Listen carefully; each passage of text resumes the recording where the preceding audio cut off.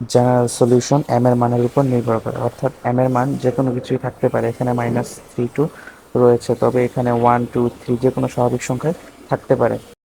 y is equals to a e⁻³ এখানে a এর জায়গায় আমরা c1 c2 d যে কোনো কিছু লিখতে পারি।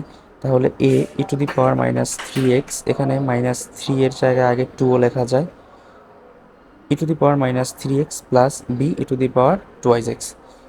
আচ্ছা, যদি m এর মান -3 অর্থাৎ যদি চিহ্ন এবং সংখ্যা দুইটাই একই রকম থাকে, তাহলে জেনারেল সলিউশন হবে y is equals to a plus bx। এটা যে কোনো সংখ্যার ক্ষেত্রে যদি দুইটা সংখ্যা সমান থাকে তাহলে a প্লাস bx e⁻³ কারণ এখানে m এর মান হচ্ছে -3। এটাও ঠিক একই রকম, m এর মান 2 অর্থাৎ একই রকম সংখ্যা, তাই এখানে জেনারেল সলিউশন হবে y is equals to a plus bx e⁻²x। m এর মান যদি জটিল সংখ্যা হয় অর্থাৎ m ইকুয়াল 2 ±3i হলে জেনারেল সলিউশন হবে y is equal e⁻²x অর্থাৎ বাস্তব সংখ্যা 2, a cos, প্রথমটা হবে cos বাস্তব সংখ্যা 3x প্লাস b তারপরটা হবে sin 3x।